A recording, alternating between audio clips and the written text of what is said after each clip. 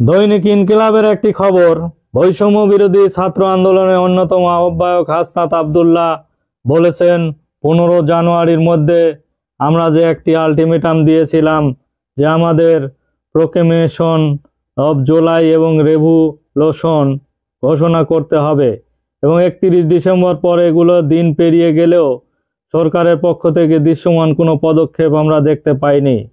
এদেশে অন্য কোনো দেশের দাদাগিরি চলবে না বলেও তিনি হুঙ্কার দিয়েছেন।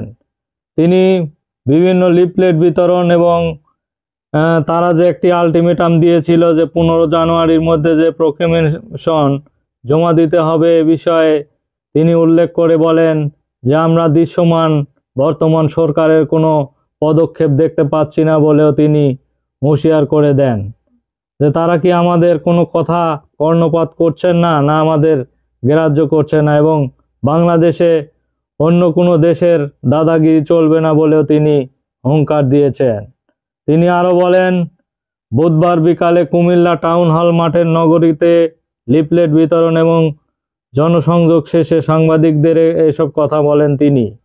এর আগে কুমিল্লা পুলিশ লাইন থেকে জনসংযোগ এবং লিফলেট বিতরণ শুরু করে বৈষম্য বিরোধী ছাত্র আন্দোলন এবং জাতীয় নাগরিক কমিটির। এছাড়া হাসনাত আব্দুল্লাহ কুমিল্লা থেকে ফ্যাসিবাদ বিরোধী আন্দোলন শুরু হয়েছে এবং অব্যাহত থাকবে। 24 বাংলাদেশে আগামীর স্বপ্ন কুমিল্লা থেকে শুরু হবে বলেও তিনি ঘোষণা দিয়েছেন। তিনি বলেন, প্রথম কুমিল্লা থেকে যে ফ্যাসিবাদ বিরোধী আন্দোলন শুরু হয়েছে এটি অব্যাহত থাকবে এবং আগামীতে যে আমাদের স্বপ্ন পূরণের পথে এগিয়ে যাবে সেটা কুমিল্লা থেকেই হবে বলে তিনি ঘোষণা দিয়েছেন। আগামী 7 দিন এছাড়া তিনি 24 বাংলাদেশে আগামীর স্বপ্ন পূরণে কুমিল্লা থেকে যাত্রা শুরু হবে এবং আপনারা জানেন কুমিল্লা থেকে ফ্যাসিবাদ বিরোধী ধ্বনি সবসময় উচ্চারিত হয়েছে এবং আগামী 7 দিন পর্যায়ক্রমে দেশের বিভিন্ন জেলায় কর্মসূচি পালন করা হবে। দেশটা ফ্যাসিবাদ এবং আষ্টে পৃষ্ঠে শিকলে বাঁধা ছিল। জুলাই অভ্যুত্থানের পর ফ্যাসিবাদ শিকল মুক্ত করেছে এবং ভয়হীন তরুণ প্রজন্ম গড়ে তুলেছে বলেও তিনি জানিয়েছেন। এ প্রজন্মটাকে আমরা অলস এবং ভাবতাম এবং মোবাইল নিয়ে পড়ে থাকতো, এই প্রজন্মর দিন শেষ, আমাদের কথা বলার অধিকার ফিরিয়ে দিয়েছে। আমরা অতীতের রাজনীতি পুনরাবৃত্তি চাই না, তাই বাংলাদেশে প্রচলিত রাজনৈতিক ধারা পরিবর্তন করতে হবে বলেও তিনি উল্লেখ করেছেন। যে বাংলাদেশের আগে যে একটি সরকার আসলেই তারা যেভাবে দেশ পরিচালনা করত এবং ফ্যাসিবাদ কায়েম করত, তাদের মতো দেশ পরিচালনা করে গেছে, কেউ কিছুই বলতে পারেনি। বললে তাদের গ্রেপ্তার এবং তাদের গলা চেপে ধরা হতো। এই রাজনীতি আমরা বাংলার মাটিতে চাই না বলেও তিনি উল্লেখ করেন।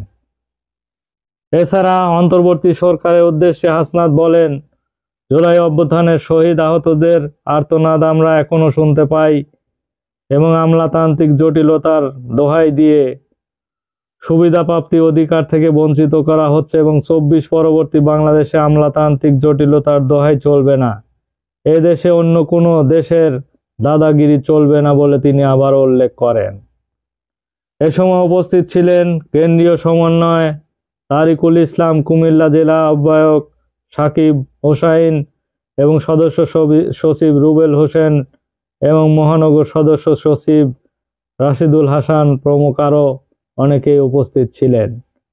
সর্বোপরি হাসনাত আব্দুল্লাহ কঠোরভাবে ঘোষণা করেছেন যে বাংলাদেশ চলবে বাংলাদেশের গতিতে, এখানে অন্য কোনো দেশের দাদাগিরি চলবে না বলেও তিনি বারবার হুঁশিয়ার করে দিয়েছেন। ধন্যবাদ সবাইকে।